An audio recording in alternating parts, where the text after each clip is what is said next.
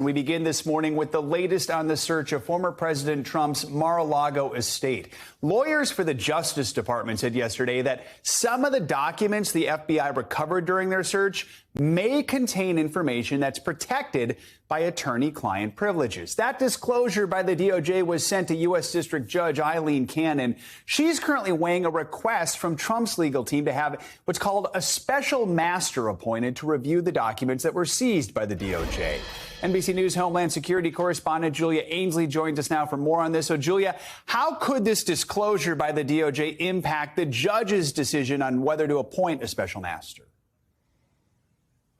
Well, she may decide, Joe, that, in fact, this isn't a decision she needs to make, that, in fact, the point is moot because the filter team at the FBI has already completed their job of going through these documents and deciding what might be protected under attorney-client privilege, what needs to be handed over to the National Archives, and what maybe should have been classified that was not kept in the correct location. And so maybe the job is already done, and so why appoint someone else to do that? So we should be able to get more of a window into that today, and also to see the arguments from the Trump team about why they think someone might still be necessary. Perhaps they think you should have someone go in after them.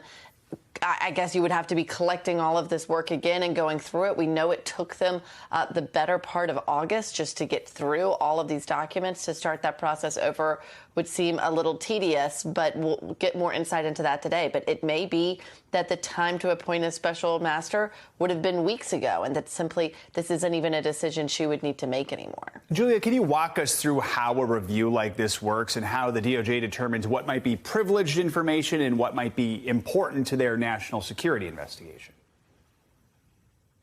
That's right. They have a filter team. This is largely career agents at the FBI, not people who were appointed to serve under any one administration. You could very well have some of these people going through these documents that were actually came in under the Trump administration, and they're going through and deciding what might be attorney-client privilege and maybe what should be actually set aside. In other words, not looked at as part of this case. That would be protected under attorney-client privilege. Perhaps it's something personal. And note that the former president wrote down that doesn't necessarily need to be preserved, doesn't need to go over to the National Archives under the Presidential Records Act, and actually can just be sent back to the former president himself, saying that it would be his property. It seems that Trump did not do a good job of sorting through documents, keeping them where they needed to go. So it's a lot like just going through any pile of papers you might find on my desk or your desk, Joe. Maybe you're more organized than I am, and trying to figure out what folder they need to go in there. It's so all mishmashed together.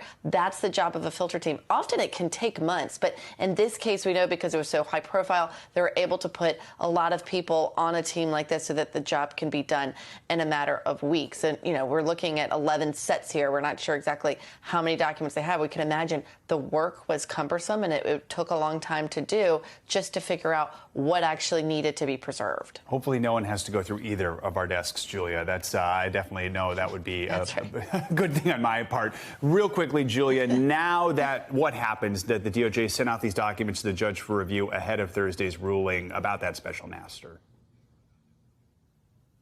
Yeah, that's right. So now we'll be able to see on Thursday, when we actually have a ruling on this, whether or not the judge still thinks that it's necessary to have a special master and to restart this process again.